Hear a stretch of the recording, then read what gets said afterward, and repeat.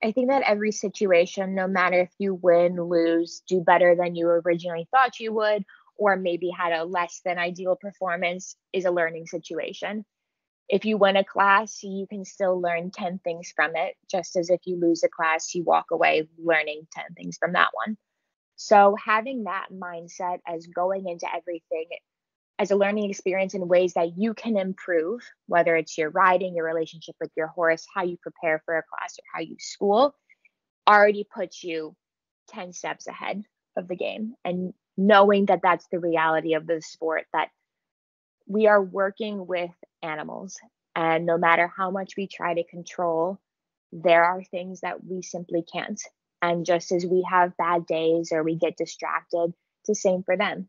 So knowing that and being realistic about it will help you when things don't exactly go your way or go as planned. And if anything, it should just make you hungrier to figure out what you can do better to grow from that experience. There's going to be a lot of moments when you lose more than you win. And that's the blessing and a curse in the sport. It keeps you humble, it keeps you hungry, and it keeps you driven to want to win the next time. Welcome to the Practical Horseman podcast, featuring conversations with respected riders, industry leaders, and horse care experts. The show is co-hosted by Practical Horseman editors, and our goal is to inform, educate, and inspire. I'm Julia Murphy, and this week's episode is with international show jumper Catherine Tyree. Catherine, also known as Cat, is a lifelong equestrian originally from Chicago who began her riding career under Katie Kapler. In her final year as a junior rider, she began training with Missy Clark and John Brennan of North Run. It was under their tutelage that Kat says she flourished into the athlete that she is today. She competed in her first World Cup qualifier at only 21 years old and made her Senior Nations Cup debut for Team USA less than 2 years later. In 2019, Tyree made the transition from amateur to professional status and set up her home base in Wellington, Florida. Her string of talented horses have found great success in her training program, which she'll detail later in our conversation. Over the course of her career, Tyree's accomplishments include second place in the 2016 Hits Socrates $1 million Grand Prix, third place in the 2019 $130,000 Longines FEI World Cup President's Cup Grand Prix at the Washington International Horse Show, a number of FEI wins, both nationally and internationally, and she has represented Team USA on 5 occasions. In this episode, Tyree discusses her training program and her favorite exercises to keep her horses in top shape. She speaks candidly about what it's like to be a young professional at the top of the sport and how humbling it can be. And she opens up about how a riding accident taught her to lean on the people closest to her. Before we dive into the podcast with Tyree, I'd like to thank the sponsor of this week's episode, Bimeda, and share their message. Bimeda might be the biggest animal health company you've never heard of until now. Bimeda's products have been trusted by veterinarians and owners since the 1960s when their Irish roots began. Bimeda is one of the largest producers of dewormers like Equimax, Bimectin, and Exodus. World-renowned equine athletes also rely on polyglycan, a patented formula that replaces lost or damaged synovial fluid, and Confidence Ec pheromone gel, which reduces and prevents equine stress. Consult your vet today and visit bimedaus.com to see where to buy. Now let's dive into the conversation with Kat. We're just going to get started with an easy one. And again, Thanks for coming on and chatting with us. So could you tell us a little bit about how you got interested in horses and riding to begin with? So my mom actually used to compete. And when myself and my sister were younger, she brought us to the barn with her when we were living in downtown Chicago. And one day she let us get on her horse and the rest is history. What, after all these years, has kept you involved with horses and the sport in general? I think the one thing that has really kept me in the sport is my undying love for the horses. They have become such an important part of my life and have been something that's been very consistent since I was young. And it's nice to have that relationship with the animals in general. And over the years, I've developed a really great group of friends and a great group of support people that have helped me in the industry and helped me throughout my career. And they've really shaped my life both within the sport and outside of the sport. I owe a lot to the people that have helped me over the years, and I've been lucky to have great people there to help me when I need it, pick me up when I need it, give me the encouragement. And I would say that combined with just how much I love and respect the animals and appreciate the time that I get to spend with them is really what has ultimately kept me going in the sport for so long. And so you went from being an amateur to a professional a few years ago. Can you tell us how you made that decision to make the move? So I had just been jumping a lot of the bigger FEI classes, and I was living in Florida for the winters, and John and Missy both needed another rider in the barn, and they were actually the ones who approached me about going professional and doing some work for them. It was a really easy transition. I had been there for so long. It'd been 7 years at this point when they asked me at first, and it seemed like just a simple solution. I was really familiar with the program and the structure and the horses, and it was really their nudge that gave me the push to take that step that I knew I wanted to take, but wasn't quite sure when would be the opportunity. And they presented the perfect chance for me to get my feet wet in that. And it sounds like you keep mentioning Missy and John. They must be such big mentors in your life and in your career. Can you touch on that a little bit more and your relationship with the two of them? So I started working with John and Missy when I was 18. It was the beginning of my last junior year. And my big goal was the equitation and taking that first step really to being competitive in the junior jumpers and hopefully beyond that. So since then, obviously our relationship both professionally and personally has really grown. We've done a lot of great things together and been through some rough times and some great times together. But more than anything, I feel very lucky to have found my people at such an early age.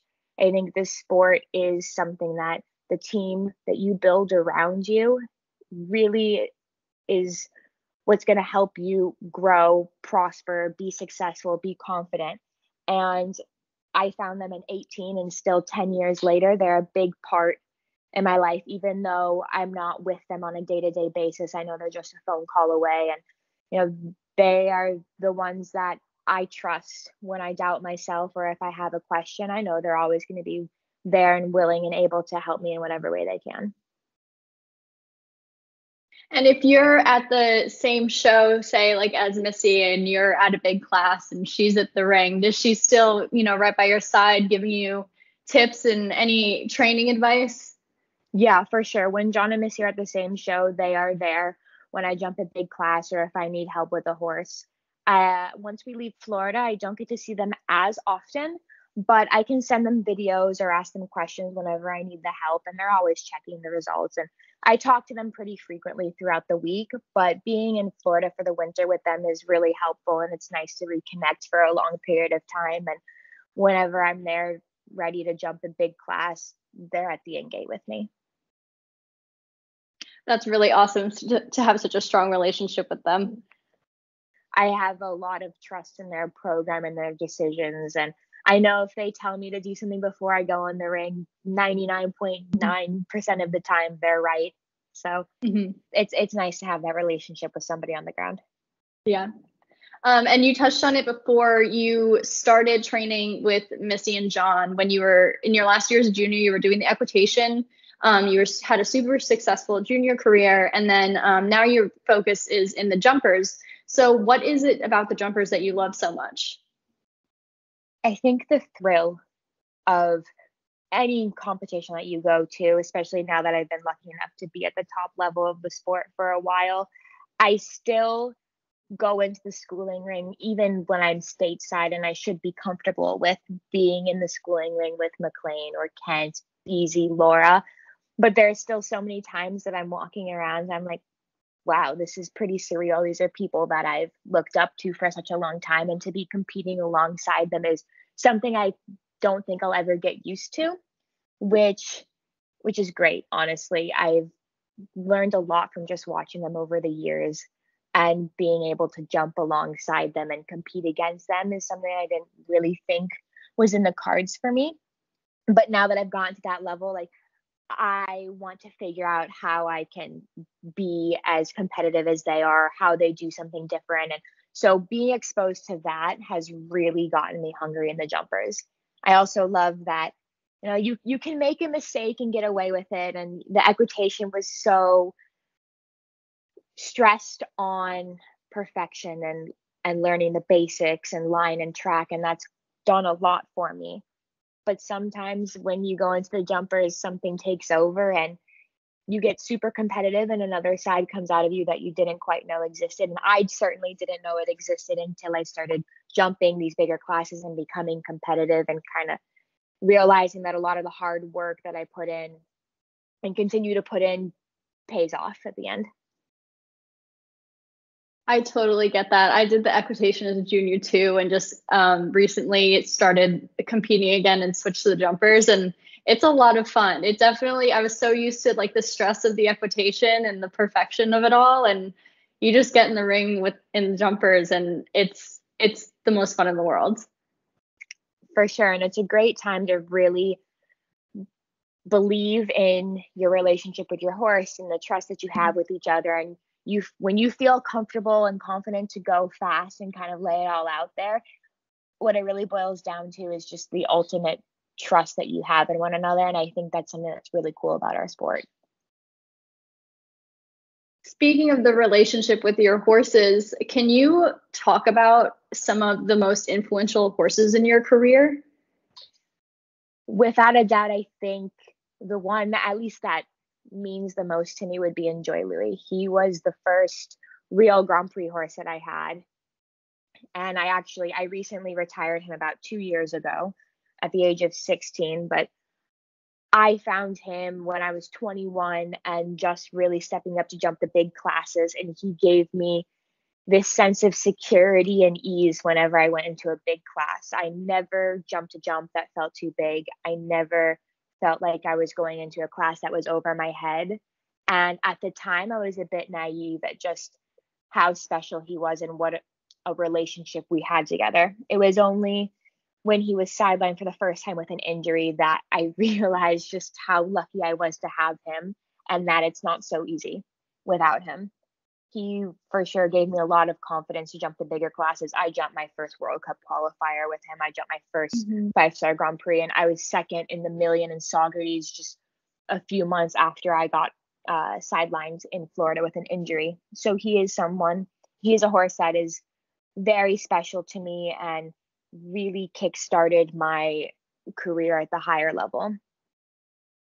What are some of your most memorable achievements and wins thus far in your career?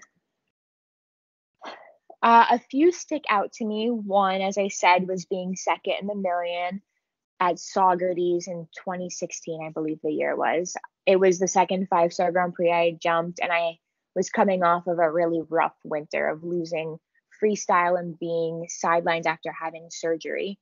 So that's something that will always be an important round, an important memory in my brain. It was the culmination of a lot of hard work coming back and really persevering through the hard times.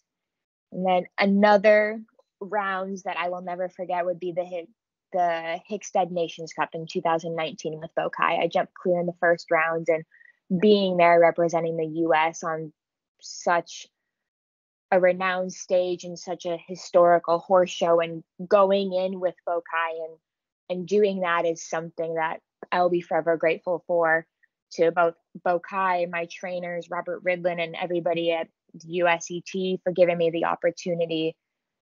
That was a really cool feeling and one that I will never forget. And you mentioned your horse Freestyle, correct? That you Yes. Lost a number of years ago, and yes, which of course I'm so sorry about, and I think a lot of us have are aware of what you went through, and then you just had this incredible coming back from your injury, and you rose in the world ranks by like a couple hundred, I think. What was your mindset when that happened, after going through something that traumatic and like that big loss, and then coming back and, like you said, doing the million and being in second, and going from, what may have been such a low to such a high? Like where was your brain at in that time in your life? For sure, the first few months after being injured and losing freestyle were rough. I was in Wellington. It happens the first week of season. So I ended up just kind of sitting around being sidelined after having surgery. And I was doing physical therapy and trying to keep myself busy, but all I wanted to do was get back on the horse. And in April of that same year, I had to go back to Chicago to go back to school at Northwestern and continue my physical therapy. And I remember the day I got clearance to start walking again. And 3 days later, I was back on a horse.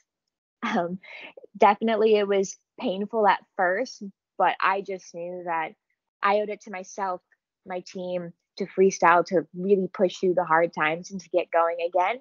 And in the beginning of June, I went back to my first horse show. And I remember I couldn't even walk the course.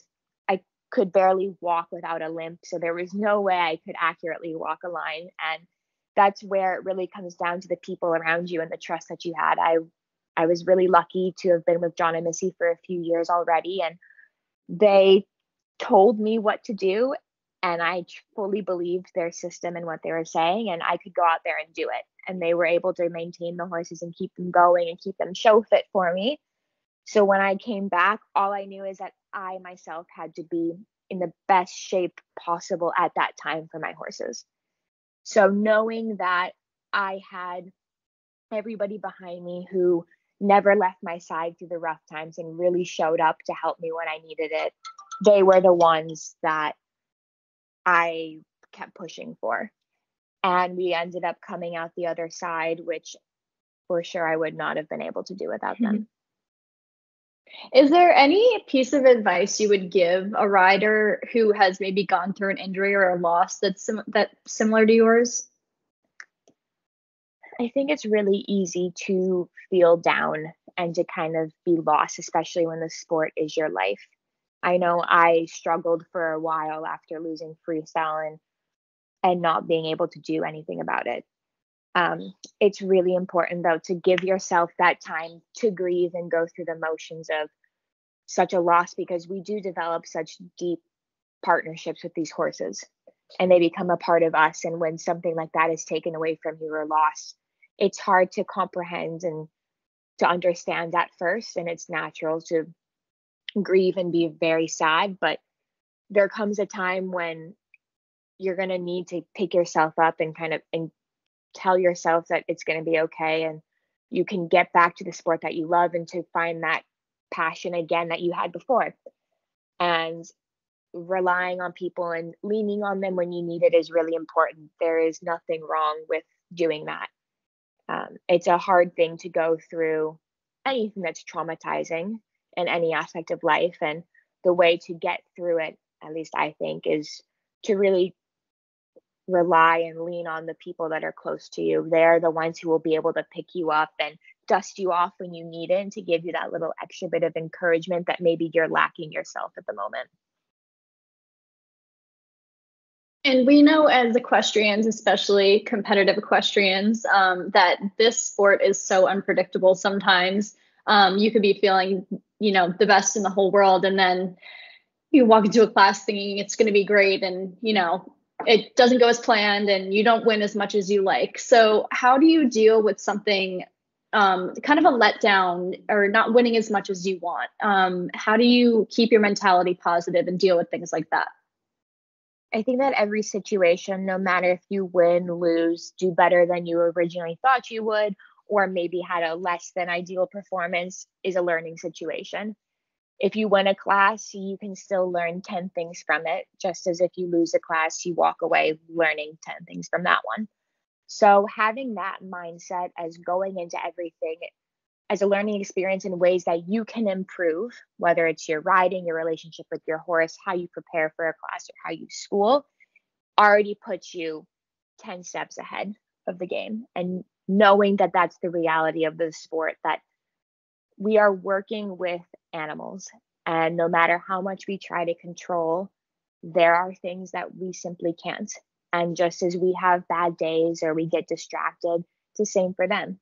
So knowing that and being realistic about it will help you when things don't exactly go your way or go as planned. And if anything, it should just make you hungrier to figure out what you can do better to grow from that experience. There's going to be a lot of moments when you lose more than you win. And that's the blessing and a curse in the sport. It keeps you humble, it keeps you hungry, and it keeps you driven to want to win the next time. I read an older interview of yours, and in it you were saying how when you first got super competitive and at the upper level, you kind of had to learn that you don't win as much as you want to. Like, you think you're going to go into every class and just be amazing, and like you're always going to pin.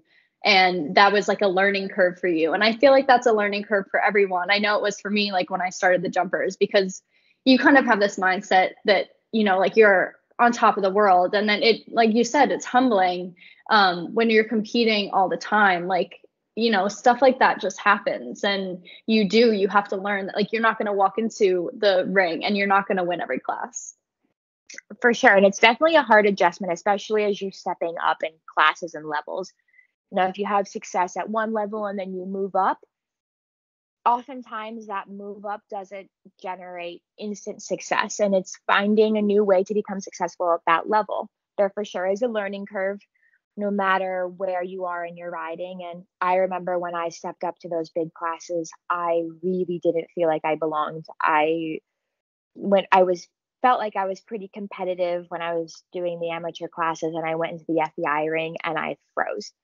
And I was just looking at everybody around me and being like, how can they be doing what they're doing? And there are still many instances now where I sit and I watch a class in Wellington and I'm like, how on earth do these people do this?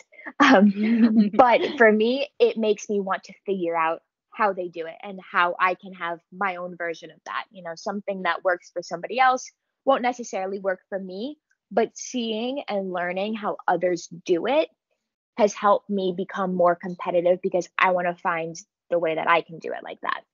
And I'm still nowhere near where I hope I can end up being. And I know that I'm never going to stop learning. And so that mindset for sure has helped me become more competitive and continue to push myself in something that is just so demanding, so competitive. And it can push you to the limits and test you. But when you think about the sport and why we do it, you're able to kind of stick with it.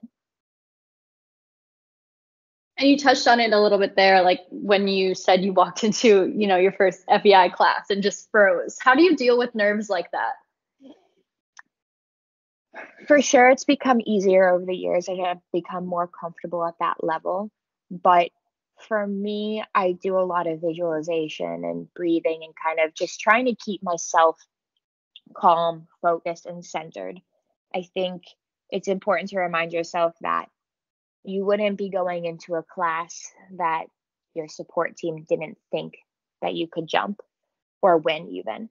And so having that mindset and knowing that there are people behind the scenes that believe in you and your relationship with your horses goes a long way. I know for me, that's been a huge help. And I just try to always remind myself that, we've put in the work and we wouldn't be trying to do something that we're not capable of.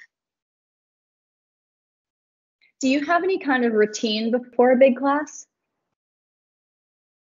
I like to walk the course a few times and visualize exactly where I want my track to be, where I need to take a second, where I can make up time allowed. And after that, I actually will oftentimes sit by myself and visualize the ideal rounds that I want to have. I'll go through it once or twice, so that way when I go into the ring, it feels as if I've already done it one time.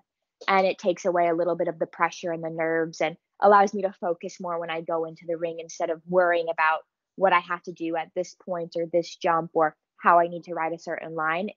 It's something that then kind of just, I can feel myself doing it before I even think about it. And so you have mentioned you have a string of horses that you compete, and then you also have, you do some sales too, correct? Correct. Okay, so what does your training philosophy look like for both your mounts and then your sale horses?